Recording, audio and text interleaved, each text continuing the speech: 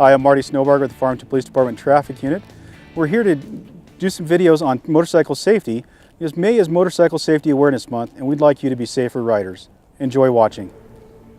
Welcome back to this episode of Traffic Tip Tuesday. I'm here at Four Corners Harley-Davidson to bring you some information on safety equipment. We're going to kind of start from the head and work our way to your feet and describe some safety equipment that you can purchase to make yourself a little more comfortable and a little safer. First, we have eye protection here. We have several different kinds. The one over here on the far left, my left, with these amber lenses. These particular glasses offer a safety cup around the eyeglasses that helps protect the rider from bugs and things entering in through there. Also seals out some of the wind, but it has a little bit of cuts in the foam to help with the air movement so these don't fog up on you. These are amber in color. This helps you see better at night. It brightens up the roadway. Next one is just a pair of sunglasses, exactly the same as the previous pair we looked at, with the foam cups to protect from wind and bugs and rain and so forth, and the lenses to help protect you from a direct hit from the eyes.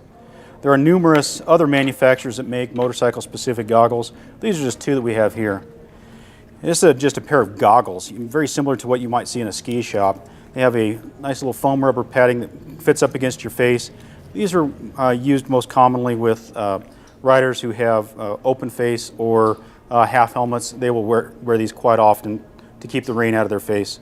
These have venting in them to keep them from fogging up on you during use, and they have a nice little band to keep them snug against your head. So nice little options there for keeping your eyes safe. In New Mexico, it is required that every rider and passenger on a motorcycle have some type of eye protection, and this would qualify as that eye protection. The next item we're going to look at is hand protection. I've seen riders who have gone wearing no gloves, and when they crash, they end up skinning up their palms really badly and getting a lot of road rash. Very painful. So to prevent that, what we want to use is some type of glove. In this instance, we have a fingerless glove, so when you're wearing these, your fingers stick out the end. But these have a nice little mesh on the back that allows for air movement through there to keep your hands cool. These also offer a leather palm to keep the abrasion down to a minimum, and it has a nice little gel pad insert here to protect your hands from the vibration of the motorcycle. The next set of gloves we're going to look at is a full-fingered glove. Covers your entire hand. This one again has a nice mesh on the outside to keep your hands cool. On the inside we have a leather palm, again for abrasion protection in case of a fall, and a gel insert on the palm as well for that vibration protection. Next is a little slightly different glove, again a full fingered glove. This one has knuckle protection on the outside, protect from a fall. A lot of sport bike riders will use these, and I guess they look cool. I'm not sure why they wear them, but they do. Again, these offer no airflow through them, so your hands do get kind of warm in them, but when you ride in the cooler weathers and temperatures, these are handy to have.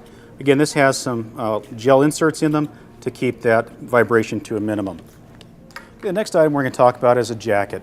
A lot of people want to wear jackets when they're riding. You want to dress for the fall, as we say, not for the ride. So in this particular jacket we have here is a combination of leather and textile material, making it a very safe jacket. Now, jackets come in all shapes and sizes and price points. We're just looking at this one jacket as a example today. In a lot of these jackets, they will have armor built into them, such as this, which will go into the elbows and the shoulders to provide fall and impact protection. And all of that armor is available on almost every jacket you purchase nowadays. This particular jacket has some weather resistance to it, and it'll keep some of the minor rain and snow and sleet off of you. You'll have vents in the jackets to allow for venting of the jacket while you're riding in case it gets too hot. Some jackets come with removable panels to make it a little more cool while you ride, or removable inserts so you can adjust the jacket to your riding climate. This particular one does have a thermal insert to it, which zips in and out of the jacket, so as your riding temperature changes, you can make this jacket adjust to your needs. Okay. This particular jacket has fossilite piping on the back and lettering. What this enables the rider to do is be more visible when a headlight hits this. It will reflect back to the other vehicle. Makes you safer and more visible as a rider. This one also has some exit vents on the back to allow for the full venting of the jacket. might notice that we have patches here on the elbows. There is elbow armor in here again, and there's snaps to adjust this to your arm and clothing that you're wearing underneath to make it a more comfortable fit for you. Next thing we're going to look at is chaps. It's spelled C-H-A-P-S, but it's not pronounced chaps. They're pronounced shaps with an S-H sound. A lot of riders wear these, some as a fashion statement, others as protection. These will cover your lower legs and provide thermal protection as well as protection from bugs, rocks, and so forth. These again just go around your waist and they zip up. Some will have pockets built into them, some will have vents put into them. Almost all of them will have a liner of some kind to make it a little more comfortable for you to wear. Again, it's for lower leg protection. Next thing we're going to talk about is footwear. Can't tell you how many riders I've seen cruising around town in shorts and flip-flops. It may be comfortable in our hot weather, but you're going to be sorry if you're wearing that during a fall. So what we recommend is you wear an over-the-ankle boot when you're riding, along with some riding jeans or something similar to the chaps or a textile pant.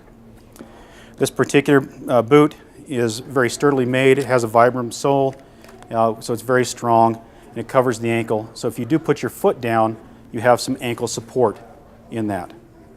The next thing we want to talk about is wet weather riding, and rain suits in particular. You can see this one is very bright, and it has that fossilite piping on it that we saw on the jacket as well.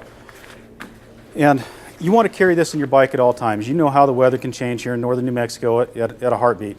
What's the saying? If you don't like the weather, wait 5 minutes, it'll change. So I keep something similar to this on my bike all the time. And these have a pair of pants that goes with it, so you can protect your lower legs from the wet weather as well as your upper torso. This one has a helmet liner that comes up underneath your helmet to keep the water from running down the back of your neck while you're riding. Again, the fossilite to keep you more visible. The very bright orange is when it rains, people have more difficult time seeing you. So the brighter you are, the more likely you are not to be hit while you're riding on a motorcycle. As most of us got into motorcycle riding, we became aware that it's kind of a social event. We like to ride with other people and enjoy our passions for motorcycling that other people do as well. We share those passions with each other. Part of that is group riding. And we'll talk about group riding in another episode of Traffic Tip Tuesday. One of the things we use in some of the groups I ride with is a safety vest. The lead rider will wear this so we can know who the lead rider is, and then the sweep rider will wear something like this so we know where the sweep is. This also lets traffic know that there is a beginning and an end to that group ride. As you can see, it's very bright, it's very visible, and it has that fossilite lining front and back so you can be seen from multiple angles. This one is also compliant with military bases that require you to have an ID and require you to wear something like this when you're riding on a military base. So these are compliant with their regulations as well. Again, we use those to mark the beginning and the end of the rider's formation, makes it a little safer for all of those involved. Again, we want to present as much information to you as we can about motorcycle safety, about what to wear, what not to wear while you're riding. It's up to you to make that choice. We'd like to see you as safe as you can be while you're riding your motorcycle. And again, I'd like to thank Four Corners Harley-Davidson for allowing us to film here and use their product to show you what you can wear to be a safer rider. Thank you for watching this episode of Traffic Tip Tuesday. Safe motorcycling.